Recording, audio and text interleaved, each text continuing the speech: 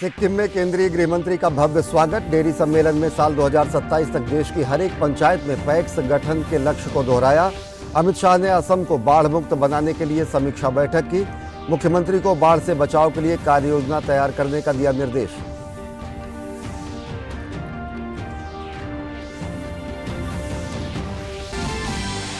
ज्ञानवापी परिसर मामले में 11 अक्टूबर को होगी अगली सुनवाई। कथित शिवलिंग की वैज्ञानिक ढंग से जांच कराए जाने पर मुस्लिम पक्ष को सुनने के बाद वाराणसी की अदालत करेगी फैसला।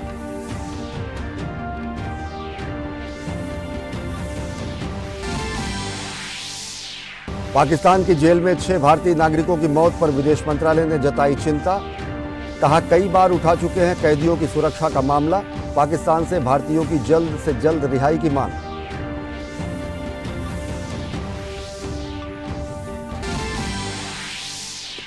वायुसेना दिवस की पूर्व संध्या पर सीडीएस सहित तीनों सेनाओं के अध्यक्षों ने शहीदों को दी श्रद्धांजलि।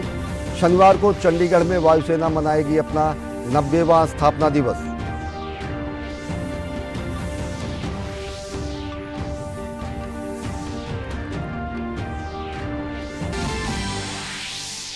बेलारूस के मानवाधिकार अधिवक्ता एलिस बियालियात्स्की सहित रूसी और यूक्रेनी मानवाधिकार संगठन को संयुक्त रूप से मिला शांति का नोबेल पुरस्कार।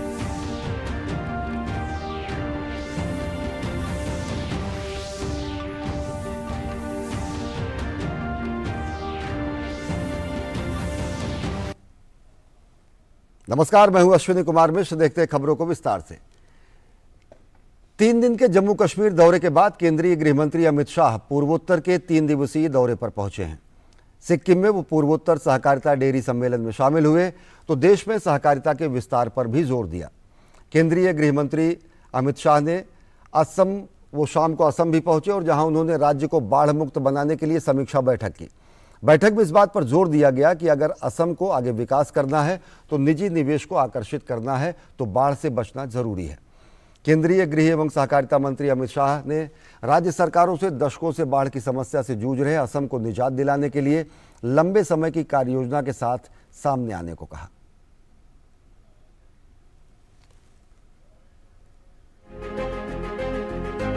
सिक्किम और असम के 3 दिवसीय दौरे पर केंद्रीय गृह व सहकारिता मंत्री अमित शाह का सिक्किम में लोगों ने जमकर स्वागत किया।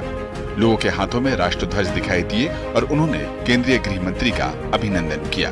इस सप्ताह गृह मंत्री ने हिमालयी प्रदेश कश्मीर की भी यात्रा की थी। सिक्किम की अपनी यात्रा पर उन्होंने गंगटोक स्थित राजभवन में सरदार वल्लभ भाई पटेल की प्रतिमा का अनावरण किया। इसके बाद उन्होंने पूर्वोत्तर के लिए सहकारिता डेयरी सम्मेलन 2022 को संबोधित किया। इस मौके पर उन्होंने पूर्वोत्तर के विकास के लिए प्रधानमंत्री मोदी के नेतृत्व में साफ नीति और स्पष्ट नीयत से चलाए जा रहे कार्यक्रमों योजनाओं की बदौलत पूर्वोत्तर विकास की बात कही। उन्होंने कहा कि देश का 12% दुग्ध उत्पादन पूर्वोत्तर में किया जाता है। सरकार का लक्ष्य इसे 20% तक पहुँचाने का है। साथ ही असंगठित दुग्ध उत्पादकों को सहकारिता के जरिए संगठित कर लाभ पहुंचाने के लिए भी सरकार प्रतिबद्ध है। पूर्वोत्तर के हर राज्य में जहां संभव है वहां रेल से जुड़ा, पूर्वोत्तर के हर राज्यों में नया नेशनल हाईवे का नेटवर्क, पूर्वोत्तर के हर राज्य में सिंचाई की व्यवस्था और पूर्वोत्तर के हर राज्यों में नए उद्योग लगे इसकी व्यवस्था। एक समग्र दृष्टिकोण के साथ ये पूर्वोत्तर को विकसित करना ये नरेंद्र मोदी जी ने शुरू किया। इसीलिए मोदी जी पूर्वोत्तर को अष्टलक्ष्मी कि भारत की अष्टलक्ष्मी 8 राज्य है, वो 8 प्रकार की लक्ष्मी का सृजन करने वाले राज्य बने। देश के किसानों को मजबूती देने के लिए केंद्रीय गृह मंत्री ने साल 2027 तक 3 लाख पैक्स के गठन के लक्ष्य को पूरा करने की प्रतिबद्धता दोहराई। फिलहाल देश में 65,000 पैक्स सक्रिय हैं। प्राथमिक कृषि ऋण समितियां कृषि उपजों के निर्यात, उनके भंडारण और खरीद में अहम भूमिका निभाती हैं। इसके अलावा उन्होंने सिक्किम भाजपा की कोर ग्रुप की बैठक में भी शिरकत की। इसके बाद केंद्रीय गृह मंत्री असम के दौरे पर पहुंचे। उन्होंने वहां असम को बाढ़ मुक्त बनाने के लिए एक अहम बैठक में शिरकत की। शनिवार को वे गुवाहाटी में पार्टी कार्यालय का उद्घाटन भी करेंगे। बहुत बड़ा एक सम्मेलन होगा जिसमें मूलतः कार्यकर्ता भाग लेगा और इसमें 26,000 से अधिक बूथों से बूथ सभापति बूथ अध्यक्ष आ रहे हैं और जिले के जितना भी कार्यकारिणी सभा का जितना भी सदस्यगण है मंडल का आएगा। पूर्वोत्तर विकास की दिशा में केंद्रीय गृह मंत्री का दौरा काफी अहम है। बीते 8 साल के दौरान पूर्वोत्तर राज्यों में उग्रवाद में कमी आई है। राज्यों के बीच सीमा विवाद का हल निकाला गया है। साथ ही इंफ्रा विकास, कनेक्टिविटी के साथ साथ रोजगार, शिक्षा और स्वास्थ्य के क्षेत्र में भी सुविधाएं बढ़ी हैं। केंद्रीय गृह मंत्री ने बताया कि साल 2034 तक पूर्वोत्तर के लिए किए जा रहे चहुमुखी विकास हर एक क्षेत्र में स्पष्ट रूप से दिखाई देने लगेंगे। गुवाहाटी से शैलेंद्र मिश्र के साथ ब्यूरो रिपोर्ट, डीडी न्यूज। केंद्रीय गृह एवं सहकारिता मंत्री अमित शाह और भाजपा अध्यक्ष जेपी नड्डा ने गुवाहाटी में भाजपा की कोर कमेटी की बैठक में हिस्सा लिया। बैठक में संगठन से संबंधित मुद्दों पर विचार विमर्श किया गया।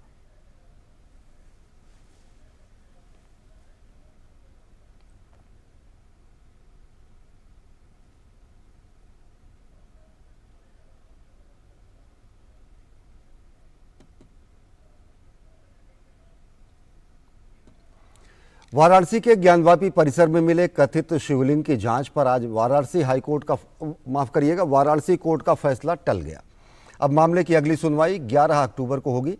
इस बीच हिंदू पक्ष के वकील का दावा है कि कोर्ट ने उनकी वैज्ञानिक जांच की मांग स्वीकार कर ली है, तो वहीं मुस्लिम पक्ष ने अपना पक्ष रखने के लिए कुछ और वक्त मांगा है।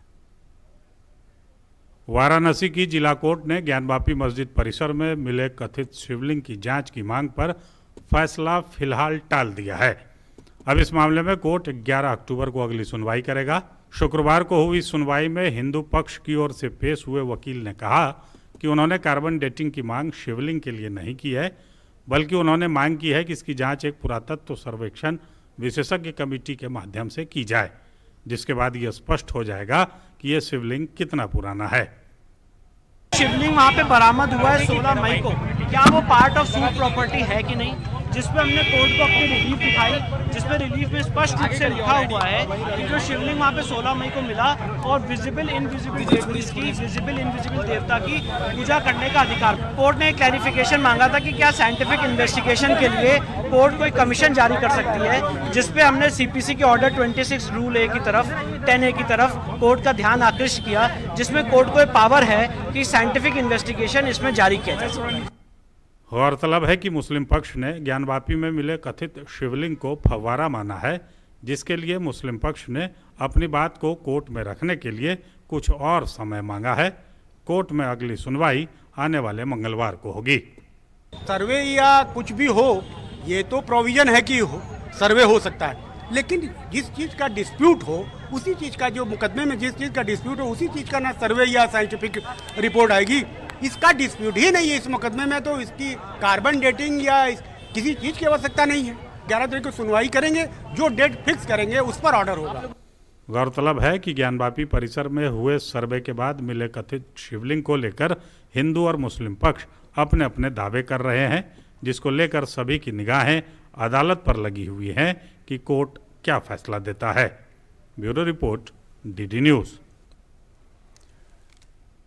दिल्ली की आम आदमी पार्टी की सरकार एक बार फिर विवादों में घिरती दिख रही है। दिल्ली सरकार के मंत्री सोशल मीडिया पर उनका एक वीडियो वायरल हो रहा है, जिसमें राजेंद्र पाल गौतम तकरीबन 10,000 लोगों के साथ शपथ ले रहे हैं। शपथ में हिंदू देवी देवताओं को न मानने की शपथ दिलाई जा रही है। वीडियो के सामने आने के बाद बीजेपी की तरफ से इस पर तीखी प्रतिक्रिया सामने आई है।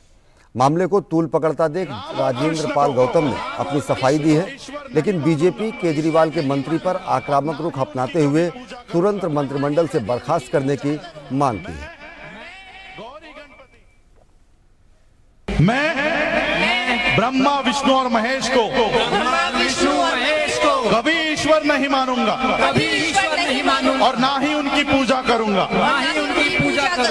मैं राम और कृष्ण को ईश्वर नहीं मानूंगा, और ना ही उनकी कभी पूजा करूंगा। मैं गौरी गणपति आदि हिंदू धर्म के किसी भी देवी देवताओं को नहीं मानूंगा, और ना ही उनकी पूजा करूंगा। केवल दिल्ली की नहीं, भारत की जनता आपकी ईंट से ईंट बजा देगी अरविंद केजरीवाल जी। यह कहना गलत नहीं होगा, अरविंद केजरीवाल की आप है, यह रोज करता पाप है। हिंदुओं को गाली इसका जाप है, हम सब के लिए यह अभिशाप है। मैं बौद्ध हूं, मैं बौद्ध धर्म में मेरी आस्था है, तो मैं बौद्ध धर्म में जाऊंगा, मेरी मर्जी है। कोई जबरदस्ती थोड़ा मेरे से मनवाएगा कि मुझे क्या मानना चाहिए क्या नहीं मानना चाहिए। हमने पुलिस से ये भी डिमांड की है कि इस तरह की गतिविधियों को तुरंत रोका जाए और मंत्री के खिलाफ कार्रवाई की जाए। चुनाव आयोग ने शिवसेना से संबंधित शिंदे गुट और उद्धव ठाकरे गुट की ओर से दायर पार्टी के चुनाव चिन्ह के दावे के मामले में उद्धव ठाकरे को पत्र लिखकर कल दोपहर 2 बजे तक अपना जवाब देने को कहा है। आयोग ने उद्धव ठाकरे को अपने लिखे पत्र में कहा है कि शिंदे गुट की ओर से उनका दावा पेश किया जा चुका है और अब उद्धव गुट की ओर से स्थिति क्या है वो कल दोपहर 2 बजे तक स्पष्ट की जाए। आयोग उसके बाद संबंधित मामले में कार्यवाही करेगा।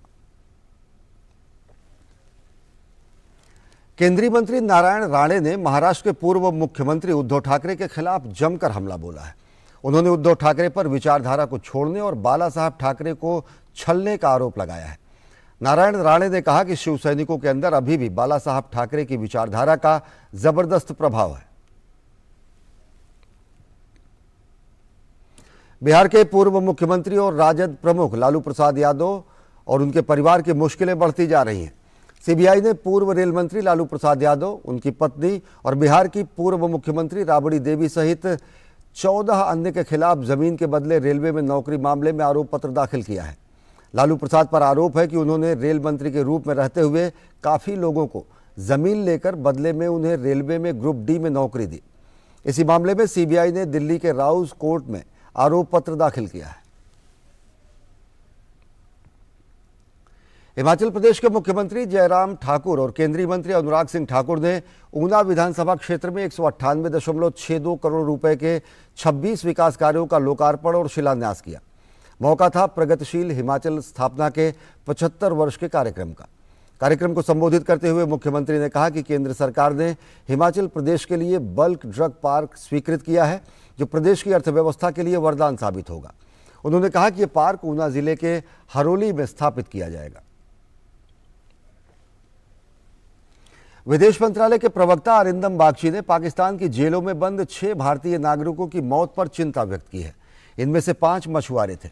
उन्होंने एक प्रेस वार्ता को संबोधित करते हुए कहा कि भारतीय कैदियों की सुरक्षा का मुद्दा इस्लामाबाद में हमारे हाई कमीशन द्वारा बार बार उठाया गया। पाकिस्तान सरकार से अपील है कि सभी भारतीय कैदियों को तुरंत रिहा करके भारत भेजा जाए। 6 Indian prisoners, a fisherman, I think 5 of them were fishermen, have died in Pakistani custody in the last 9 months or so. All 6 of them, interestingly, had completed their sentences, but they were what we would call as illegally detained by Pakistan despite completing their sentences and in spite of multiple demands from Indian side for their release and repatriation. This increasing incidence of death of Indian prisoners is alarming and raises the question of their safety and security in Pakistani jails. The matter has been raised by our High Commission in Islamabad as well as with the Pakistani High Commission here. And we would like to reiterate that Pakistan is duty bound to ensure the safety and security of all Indian prisoners in its custody. And we request the Pakistan government once again to release and repatriate all Indian prisoners immediately. चीन के साथ LAC पर विवाद को लेकर विदेश मंत्रालय के प्रवक्ता अरिंदम बागची ने कहा कि एलएसी पर डिसएंगेजमेंट के जो कदम जरूरी हैं अभी उस स्थिति तक नहीं पहुंचे हैं। ऐसा कहना सही नहीं होगा कि स्थिति सामान्य है। कुछ सकारात्मक कदम हुए हैं लेकिन कुछ कदम अभी भी शेष हैं। पूरी नॉर्मलसी के लिए कुछ स्टेप्स जरूरी हैं, वहां तो हम बिल्कुल नहीं पहुंचे हैं, पर हम चाहेंगे कि वो पूरा सीक्वेंस रहता है कि डिसएंगेजमेंट हो जाए, डी-एस्केलेशन हो, फिर बॉर्डर पे नॉर्मलसी हो, ताकि हमारे ओवरऑल रिलेशनशिप में कोई रेगुलरिटी या नॉर्मलसी जो आ पाए। सिचुएशन अभी उस तरह से मैं उसको नहीं कहना चाहूँगा कि नॉर्मल है। इसमें कुछ पॉजिटिव स्टेप्स हुए हैं पर अभी भी कुछ और स्टेप्स बाकी हैं। केंद्रीय मंत्री पीयूष गोयल ने आज नई दिल्ली में global AI summit and awards के तीसरे संस्करण को संबोधित किया। इस दौरान उन्होंने कहा कि आर्टिफिशियल इंटेलिजेंस वास्तव में मानव जाति के जीवन जीने, काम करने और बातचीत करने के तरीके को बदल सकता है। इसके साथ ही उन्होंने ये भी कहा कि ई कॉमर्स, पीएम गतिशक्ति जैसे प्लेटफॉर्म आर्टिफिशियल इंटेलिजेंस पर ही टिके हुए हैं। Artificial intelligence truly can change the way we live, the way we work, the way we interact with each other, the way technology empowers our lives. Artificial intelligence helping redefine the way mankind will work in the future, whether it's e-commerce, whether it's our United Logistics interface platform where we are trying to improve our entire logistics ecosystem of the country, whether it is PM Gati Shakti National Master Plan through which we are looking to develop our infrastructure smarter, better, more cost effective, more timely, whether it's our effort to take e-commerce to into government procurement through the government e-marketplace, whether it's our effort to democratize e-commerce through the open network for digital commerce, all of these initiatives rest on the platform of artificial intelligence. केंद्रीय स्वास्थ्य राज्य मंत्री doctor Bharti Pravin Pawar ने कहा कि जलवायु परिवर्तन का असर मानव के स्वास्थ्य पर भी पड़ रहा है और ऐसे में लोगों को ग्रीन एनर्जी के बारे में जागरूक करने की जरूरत है। विश्व स्वास्थ्य संगठन के हेल्थ एंड एनर्जी पर आयोजित एक वर्चुअल सम्मेलन को संबोधित करते हुए उन्होंने कहा कि भारत ग्रीन एनर्जी पर काम कर रहा है। भारत 2030 तक नवीकरणीय ऊर्जा 450 गीगावाट ग्रीन इंफ्रास्ट्रक्चर तैयार करने के लिए प्रतिबद्ध है और इस दिशा में तेजी से कदम उठा रहा है। By combining health related policies and energy related policies with the target of installing 175 gigawatt of renewable energy capacity by the year 2022.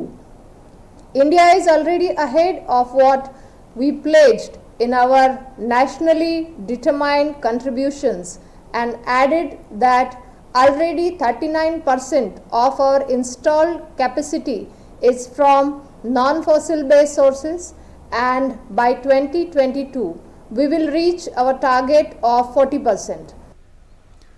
सेवा भारती के कार्यक्रम को संबोधित करते हुए केंद्रीय मंत्री जनरल वीके सिंह ने कहा कि सेवा मनुष्य का वह व्यवहार है जो हमें एक दूसरे के करीब लाता है।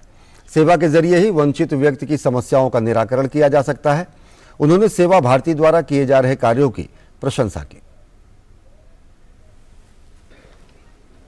स्वावलंबन लोगों के अंदर डालना, सामाजिक संस्कार डालना, शिक्षा के क्षेत्र में बहुत सारे काम हुए हैं। आप जो कार्य करते हैं वो निस्वार्थ होता है, वो पूरी ईमानदारी के साथ होता है और पूरा भरोसेमंद होता है। देश रक्षा क्षेत्र में आत्मनिर्भरता की तरफ तेजी से कदम बढ़ा रहा है।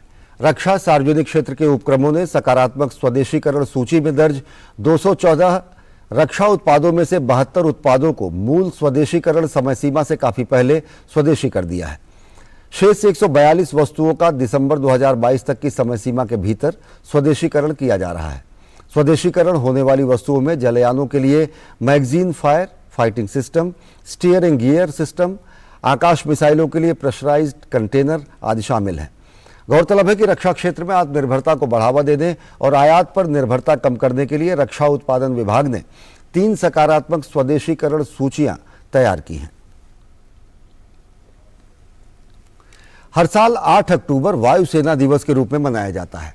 इस साल वायुसेना स्थापना दिवस का मुख्य समारोह चंडीगढ़ में आयोजित होगा। 8 अक्टूबर 1932 को भारतीय वायुसेना की स्थापना हुई थी।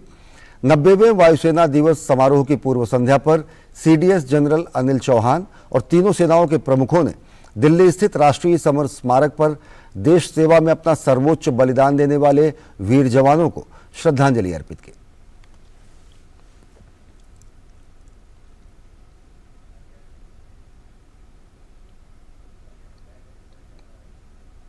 और अब नजर डालते हैं देश की कुछ अन्य महत्वपूर्ण खबरें फटाफट अंदाज में।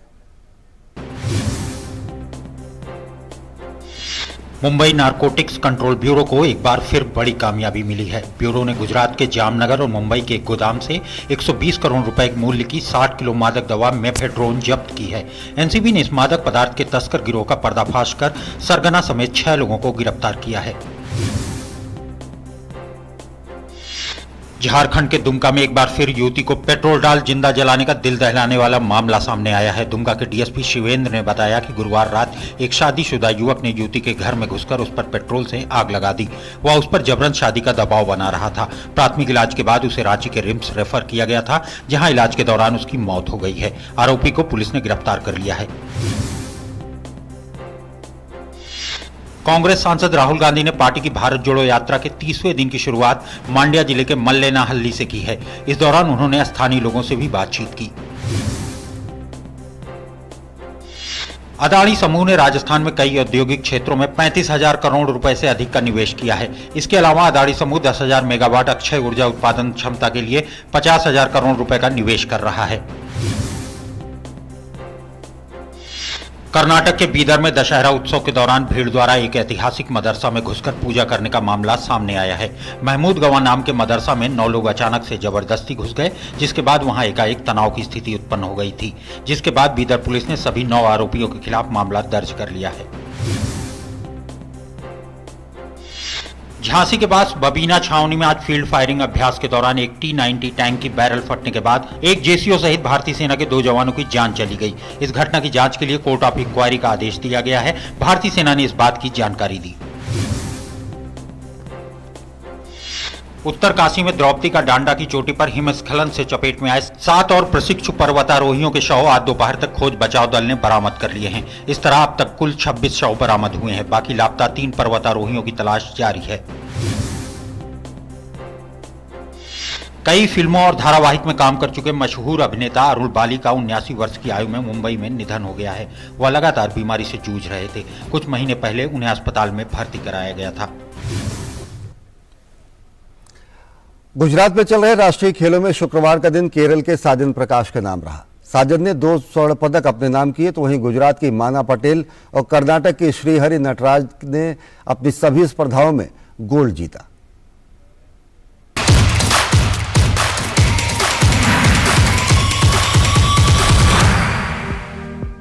गुजरात में चल रहे राष्ट्रीय खेलों में शुक्रवार को एक्वेटिक्स में स्प्रिंग बोर्ड इवेंट में महाराष्ट्र की मिताली रेडकर ने स्वर्ण पदक जीता। गुजरात की अर्चना चेवली के नाम रजत पदक रहा। वहीं महाराष्ट्र की रितिका श्रीराम ने कांस्य पदक अपने नाम किया। तैराकी में केरल के साजन प्रकाश का शानदार प्रदर्शन जारी है। साजन प्रकाश ने शुक्रवार को 2 स्वर्ण पदक अपने नाम किए। उन्होंने पुरुषों की 400 मीटर स्पर्धा में गोल्ड मेडल अपने नाम किया। इस इवेंट का रजत पदक एमपी के अद्वैत के नाम रहा, जबकि कांस्य पदक कर्नाटक के अनीश गौड़ा के हिस्से में आया। वहीं साजन प्रकाश का दिन का दूसरा मेडल 200 मीटर मेडले इवेंट में आया। महिलाओं की 200 मीटर मेडले इवेंट में कर्नाटक की हर्षिका रामचंद्रन ने गोल्ड पर कब्जा किया। कर्नाटक की ही मानवी वर्मा ने इस स्पर्धा का रजत पदक अपने नाम किया, जबकि कांस्य पदक गोवा की शरुंगी बांदेकर के हिस्से में आया। महिलाओं के 500 मीटर बैक स्ट्रोक इवेंट में गुजरात की माना पटेल ने गोल्ड मेडल अपने नाम किया। कर्नाटक की रिधिमा के नाम रजत पदक रहा, जबकि कांस्य पदक बंगाल की साग्निक रॉय के नाम रहा। पुरुषों के 50 मीटर बैक स्ट्रोक इवेंट में कर्नाटक के श्रीहरि नटराज ने बाजी मारते हुए स्वर्ण पदक अपने नाम किया। सर्विसेज के विनायक ने रजत पदक पर कब्जा जमाया, जबकि कर्नाटक के शिव के हिस्से में कांस्य पदक आया।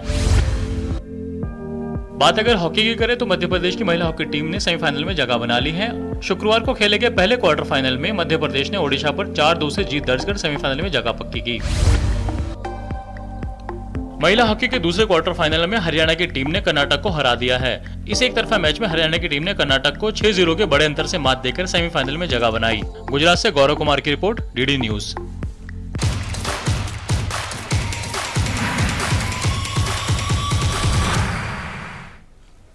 शांति के नोबेल पुरस्कारों की घोषणा हो गई है। इस वर्ष नोबेल शांति पुरस्कार मानवाधिकारों के लिए समर्पित रहा। बेलारूस के मानवाधिकार अधिवक्ता एलेस बियालियाट्स्की और रूस और यूक्रेन के प्रमुख मानवाधिकार संस्थाओं मेमोरियल और सेंटर फॉर सिविल लिबर्टीज को संयुक्त रूप से वर्ष 2022 का शांति नोबेल पुरस्कार दिया जाएगा। नोबेल शांति पुरस्कारों की घोषणा करते हुए बेरिट रेज एंडरसन ने कहा कि इस वर्ष शांति का नोबेल पाने वाले बेलारूस के मानवाधिकार अधिवक्ता हों या रूस और यूक्रेन के मानवाधिकार संगठन, इन तीनों ने अपने देशों में नागरिक अधिकारों की रक्षा के लिए संघर्ष किया। वे पिछले कई वर्षों से नागरिकों के मूल अधिकारों की रक्षा के लिए सत्ता की आलोचना के अधिकार को बढ़ावा दे रहे हैं।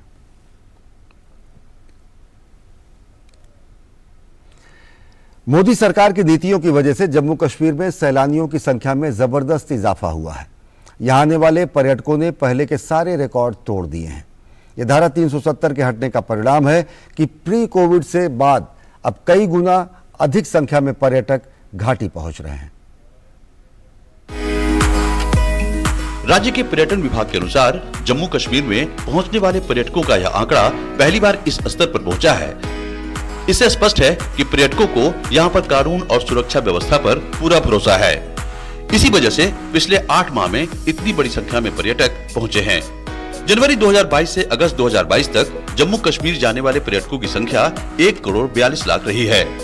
इस साल अब तक रिकॉर्ड 1 करोड़ 62 लाख पर्यटकों ने जम्मू कश्मीर की यात्रा की, जो आजादी के बाद से सबसे अधिक है।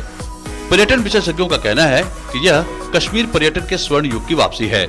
Kashmir is a beautiful place, it's a heaven of earth. ये बोल सकते हैं। इंडिया में तो बहुत ही ब्यूटीफुल जगह है, बहुत सारी जगह हम घूम चुके हैं, लेकिन कश्मीर इज समथिंग डिफरेंट। हमें यहाँ बहुत अच्छा लग रहा है। मैं फर्स्ट टाइम अपनी पूरी फैमिली को लेके आया हूँ। मेरा बेटे बेटी और मेरी लाज भी साथ में हैं, तो सारे बच्चे बहुत एंजॉय कर रहे हैं। और यहाँ मौसम बहुत अच्छा है, यहाँ का जो एनवायरनमेंट है वो बहुत अच्छा है, डस्ट फ्री, बहुत ही प्यारा मौसम है। जिस तरह से आप पहले देखेंगे चीज़ों को, तो कश्मीर काफ़ी चेंज हो चुका है। इवन आर्टिकल 370 मतलब जो भी आप चीज़ें देखेंगे कश्मीर के फेवर में जा रही हैं, इंक्लूडिंग इन्वेस्टमेंट हो गया, एजुकेशन हो गया। So even though I am not basically from Kashmir, but Kashmir is there somewhere in my mind. और मैं लोगों को ये कहूँगा कि आप आइए आराम से टूरिज्म एक्सप्लोर कीजिए। Things are cool, people are also very nice. मेरे ख्याल से फर्स्ट आना चाहिए।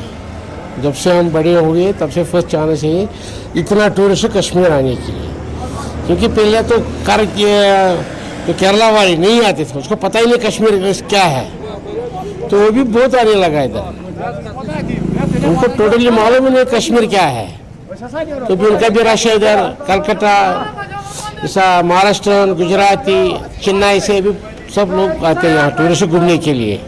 खास बात यह है कि देश के अलावा विदेशी पर्यटक भी आ रहे हैं। इसमें 11,000 विदेशी पर्यटक भी शामिल हैं। भारत सरकार के आह्वान पर जम्मू कश्मीर अपने यहाँ 75 ऐसे पर्यटन स्थलों को विकसित कर रही है जो पहले से अनजान स्थल थे।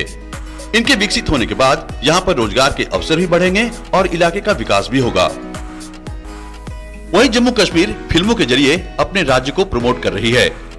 इसमें केवल हिंदी फिल्में ही नहीं बल्कि तमिल, तेलुगु, पंजाबी जैसी क्षेत्रीय भाषाओं के लिए भी रास्ते खोले गए हैं। फिल्म निर्माताओं को आकर्षित करने के लिए राज्य सरकार ने सब्सिडी भी देने की घोषणा की है। अगर कोई फिल्म निर्माता अपनी फिल्म का 50% से अधिक हिस्सा जम्मू कश्मीर में शूट करता है तो उन्हें 50% सब्सिडी दी जाएगी, और अगर वह अपनी दूसरी फिल्म भी जम्मू कश्मीर में बनाता है तो उन्हें 75% सब्सिडी मिलेगी। राज्य में शांति व्यवस्था का अंदाजा इसी बात से लगाया जा सकता है कि राज्य के पुलवामा, पूंछ समेत 3 सीमावर्ती इलाकों में सिनेमा घर खोले गए हैं। राज्य सरकार पर्यटकों की सुरक्षा पर खासा ध्यान दे रही है। इसके लिए स्थानीय लोगों के साथ बैठक की जा रही है। वहीं राज्य में पर्यटन को बढ़ावा देने के लिए सरकार होम स्टे विकसित कर रही है। मौजूदा समय राज्य में 10,000 के करीब होम स्टे रजिस्टर्ड हो चुके हैं। Kumar Alok, DD news. तो हिंदी समाचारों के इस बुलेटिन में फिलहाल इतना ही। देश और दुनिया की ताजा तरीन खबरों के लिए देखते रहिए डीडी न्यूज। नमस्कार।